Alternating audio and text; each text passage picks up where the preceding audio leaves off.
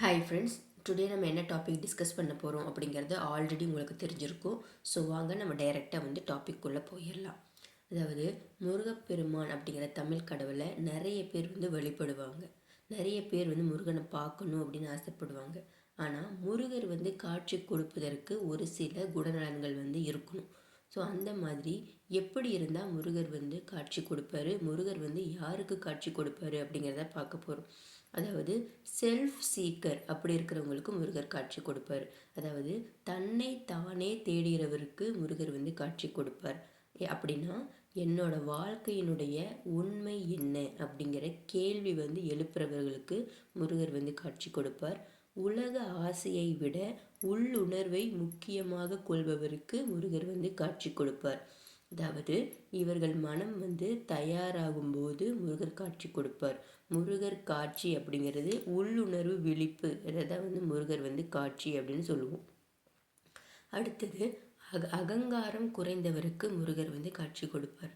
அதாவது ஒரு சிலவங்க சொல்லுவாங்க, எனக்கு தெரியும் நான் தான் அப்படின்னு சொல்லுவாங்க இல்லையா. அந்த நான் தான் அப்படிங்கிற பிடிப்பு எப்போ குறைய ஆரம்பிக்குதோ அப்படி குறைய ஆரம்பித்தவங்களுக்கு முருகர் காட்சி கொடுப்பாரு. புகழ், அதிகாரம், மேலானவன் அப்படிங்கிற எண்ணம் சிதைந்தவர்களுக்கு முருகர் காட்சி கொடுப்பார். அகங்காரம் கரைந்த இடத்தில்தான் முருகன் வெளிப்படுவான்.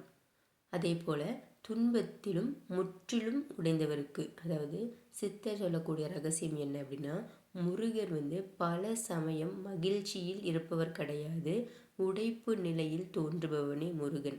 ஸோ முருகனை நேரில் பார்த்தோம் அப்படின்னு சொல்லக்கூடிய ஆன்மீகத்தில் சிறந்து விளங்கக்கூடியவர்களாக இருக்கட்டும், முருகனை நான் பார்த்தேன் அப்படின்னு யார் சொல்கிறவங்களா இருந்தாலும் அவங்கள கூட நீங்கள் நெருங்கி போய் பழகி பார்த்தீங்கன்னா அவங்கக்கிட்ட பார்த்தீங்கன்னா எல்லா விதமான அனுபவங்களும் இருக்கும். துன்பம்லாம் என்ன அப்படிங்கிறத வாழ்க்கையில் முழுசாக அனுபவித்தவங்களாகத்தான் இருக்கும். அந்த துன்பத்தையே முற்றிலும் உடைந்தவருக்கு முருகன் காட்சி கொடுத்துருப்பான். அதனால தான் உடைப்பு நிலையில் தான் முருகன் தோன்றுவான். எனக்கு எதுவுமே வேணாண்டா, இந்த வாழ்க்கையே வேணாம் அப்படின்னு விரக்தியாகி சாகலாம் அப்படின்னு நிலைமைக்கு போன அருணகிரிநாதருக்கு முருகர் காட்சி கொடுத்தார். அந்த ஒரு உதாரணமே நமக்கு போதும். இப்போ முருகன் உடைப்பு நிலையில் தான் தோன்றுவான் அப்படிங்கிறத நம்ம புரிஞ்சுக்கிறதுக்கு. ஸோ தனிமை, நிராகரிப்பு, மனவேதனை, புரியாத அழுத்தம், இது எல்லாமே உள் விழிப்பிற்கான வாசல். ஸோ உங்களுக்கு ஏதாவது கஷ்டங்கள் வருது அப்படின்னா உங்களுடைய உள் விழிப்பு ஓப்பன் ஆக போகுது, அதற்கான கதவு தான் இது அப்படிங்கிறத நீங்கள் மைண்டில் வச்சுக்கணும். என்ன இப்படி ஆயிடுச்சு, என்ன இப்படி ஆயிடுச்சு அப்படி சொல்லி நினச்சி கவலைப்படாமல் அதை எப்படி நம்ம ஓவர் கம் பண்ணி வெளியே வர்றது அப்படிங்கிறது தான் நம்மளோட சாமர்த்தியம் இருக்குது. உண்மையான அன்பு கொண்டவருக்கு, அதாவது எக்ஸ்பெக்டேஷனே இல்லாத ஒரு பாசம், அந்த மாதிரி உண்மையான அன்பு கொண்டவருக்கு முருகர் காட்சி கொடுப்பார். எனக்கு எதுவும் வேண்டாம் அப்படிங்கிற மனநிலையில் இருப்பவர்களுக்கும் நிபந்தனை இல்லாத பக்தி. ஸோ இந்த டைமில் தான் இப்படி பண்ணணும், இந்த டைமில் தான் இப்படி பண்ணணும் அப்படின்னு இல்லாமல் எந்த ஒரு நிபந்தனையுமே இல்லாத பக்தி கொண்டவர்களுக்கு முருகன் காட்சி கொடுப்பார்.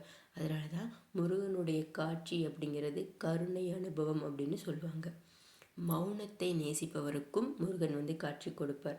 அதாவது தனிமைனா உங்களுக்கு ரொம்ப பிடிக்கும், பேசவே கூடாது அப்படிங்கிற ஒரு மனப்பக்குவம் இருக்கும், சத்தம் இல்லாத இடங்களில் அமைதியாக உட்கார்ந்து தியானம் செய்வது.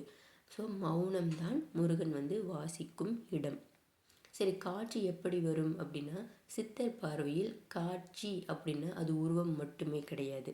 அந்த காட்சியினுடைய உண்மையான வடிவங்களாக என்ன சொல்கிறாங்கன்னா, திடீர் அமைதி, காரணமே இல்லாத கண்ணீர், உடல் நடுக்கம், கனவில் நாம் பார்க்கக்கூடிய வேல், மலை, நீல நிறம், குழந்தை, சரி அப்படிங்கிற ஒரு உறுதியான உள்ளுணர்வு, வாழ்க்கையினுடைய திசை திடீர்னு மாறுறது, இவை அனைத்தும் தான் முருகனுடைய காட்சி. ஏன் எல்லோருக்கும் காட்சி இல்லை அப்படிங்கிற கேள்வியும் எழும் இல்லையா. ஸோ ஏன்னா சிலர் வெளி அதிசயம்தான் எதிர்பார்ப்பாங்க, சிலர் பயமும் ஆசையும் ரெண்டையுமே இப்போ வரைக்கும் விட்டுருக்க மாட்டாங்க. சிலர் மனம் முழுக்க சத்தமாகவே இருந்திருக்கும். ஸோ சித்தர் சொல்கிறது, மனம் நிரம்பி இருந்தால் முருகனுக்கு அங்கே இடமில்லை, ஏற்கனவே அங்கே நிறைய நிறைஞ்சிருச்சு, அப்புறம் எப்படி அங்கே முருகன் வருவான். அதனால் மனம் நிரம்பி இருந்தால் முருகனுக்கு அந்த இடத்தில் இடம் கிடையாது.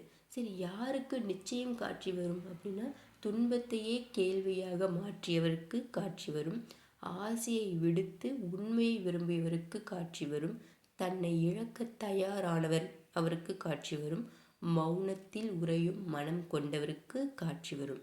ஸோ இவர்களுக்கு முருகர் வந்து தவிர்க்க முடியாத அனுபவமாக வெளிப்படுவார். ஸோ மிக முக்கியமான ரகசியம், முருகர் உனக்கு காட்சி கொடுக்க வரவில்லை, உன்னை நீயே காணச் செய்வதற்காகவே வருகிறான். அதனால்தான் சிலர் முருகனை பார்த்தேன் என்பார்கள், ஆனால் அவர்களின் வாழ்க்கை மாறாது.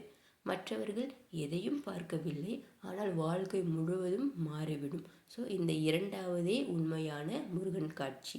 ஸோ முருகன் யாருக்கும் காட்சி கொடுக்க மாட்டான், ஆனால் தகுதியானவரை காட்சியாகவே மாற்றுவான். ஸோ இன்றைக்கி இந்த டாபிக் மூலிமா முருகன்னா யார் அப்படிங்கிறத நீங்கள் நல்லா தெளிவாக தெரிஞ்சிட்ருப்பீங்க அப்படின்னு நான் நம்புகிறேன். ஸோ நம்ம வீடியோ பிடிச்சிருந்துச்சு அப்படின்னா சப்ஸ்கிரைப் பண்ணுங்கள். யூஸ்ஃபுல்லான இன்ஃபர்மேஷன் எல்லாத்துக்கும் மறக்காம ஷேர் பண்ணுங்கள். நாளைக்கு நம்ம இதை விட பெஸ்ட் வேறு டாப்பிக்லேருந்து மீட் பண்ணலாம். Thank you all my subscribers and viewers.